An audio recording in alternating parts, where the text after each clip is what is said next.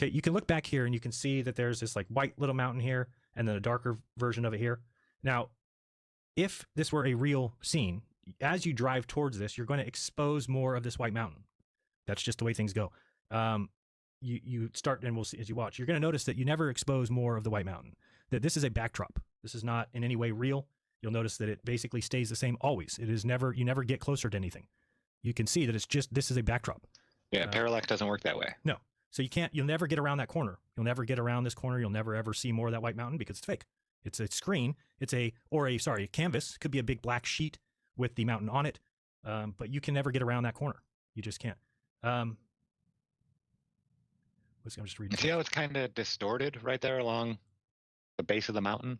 Like oops, I paused at the wrong time. I'm looking at the wrong screen here. There we go. Okay. Here? Yeah, yeah. Like right near the base of the mountain, it just looks like here, like it looks like faded. Yeah, faded. Perfect word. Yeah. Yeah, I mean, it's like any of these mountains that you see back here, like you won't get like close to them. They just stay in like the same spot forever. And you can even like track their size. They don't change size. And I've done it before where I've taken a screenshot of these mountains at their inception, like where you see them at the beginning, and then you can keep going. And I think it's this one though that we already stopped seeing that other mountain. Let me go back a little bit. This might not be the full video. This is like only 3 minutes. But right when they start, okay, so right here, if we took a screenshot right now of this mountain, and then we kind of let it go, and you see how we can just keep going, and we can keep going, it will never change at all, which it should be getting bigger. It's how everything works. But then you kind of see it swings to the right, and now you get this, where again, if we took a screenshot of this, you're going to basically see that it never changes. See that? It's just going to stay, it's going to stay, it's going to stay. Well, that's just not how things work. Now, does the moon believers have some comeback to it? I'm sure they would just say, oh, it's further away than you think. Oh, there's no atmosphere. Things don't look like they do on Earth. You don't understand physics. You know, the whole 10 yards that they normally do. Let me see if we can get one more. There's actually, again, and I've taken the screenshot of this mountain, and then you can go further when it's this mountain's the same thing, and you keep going, and this mountain, it's the same thing. Notice even right there. Watch this. So go from there, and then this is actually them driving and driving and driving. Now watch when I click here. That's not any bigger. It's not any different. And you can kind of watch. Let me turn this down. I've shown before, watch these things that they're driving over. They're driving over some of the largest boulders that you've ever seen. They have no care in the world for what's in front of them. They don't inflect their voice change. There's no sound of bouncing. They're just mowing through rock fields with no and these are metal tires. These are not inflatable tires. These are not, they're supposedly metal, like linked metal tires. You would be all over the place. All over the place. I mean, do they have one of those gyro stick things for this? What are those called? You know, you stick your phone in there and it keeps it nice and steady. Because yeah, that's insane. This thing should be, I mean, there's no like the left edge lifting up, the right edge lifting up. Like you said, they're hitting boulders. It kind of bounces like a little bit, like, you know, that. See, it's going up and then down. But look at that rock they just drove over. Like it was nothing. Right? I mean, go back a little bit. You can actually see them take, look at these rocks right here, these two. They're going to go right over them. Look at, that's right over them. And I mean, again, it's like they're not even trying to steer around it. This rock's gone. There's bigger ones if you keep watching this footage. But again, watch this little mountain back here. And if I kind of move forward and click, you'll notice that it doesn't change. Okay. Now, are those the tracks that are already there from another rover? No, they came this way and then they're going back, supposedly. Oh, okay. But again, I've seen I've seen the chart that shows where they're at, and they basically just do a circle because they can't actually go anywhere else. They'd have to show a different backdrop. So they basically just drive in a big circle so that you just can use the same backdrop. It's like so cut and dry that it's faked. Yet, you know, people want to believe what they want to believe. They're not going to see what they don't want to see. A CIA document. Let me go over here. There we go. This is published in Russia, I believe. So you'll see here we're talking about the visit from the USSR of a group of American CINA specialists. So this was declassified in 2013.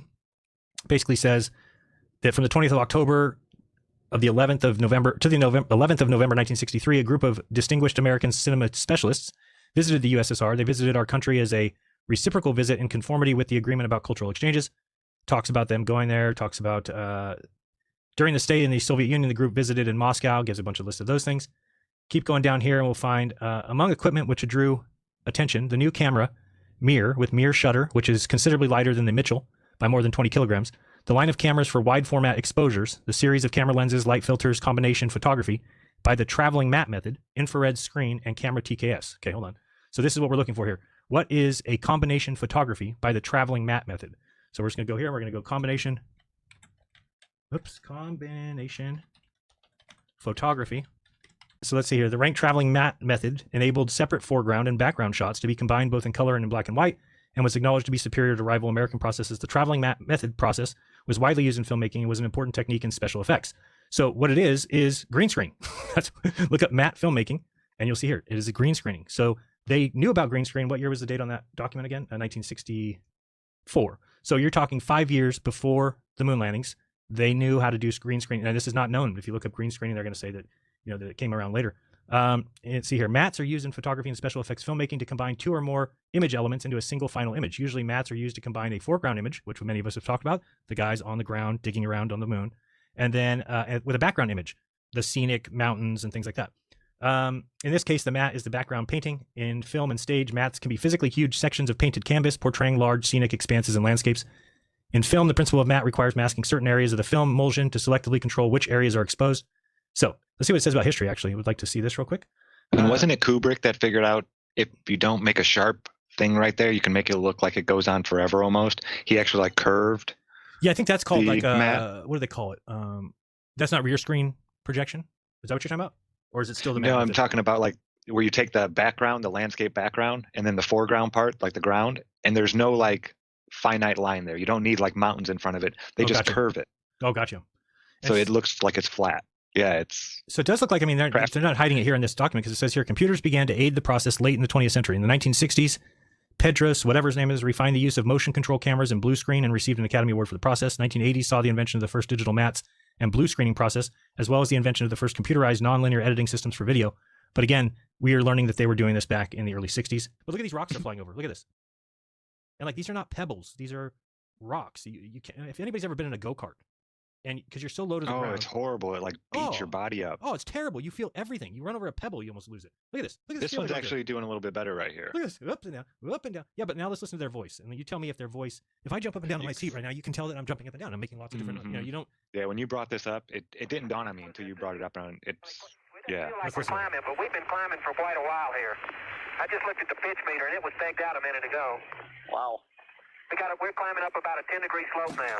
Okay. Oh, okay.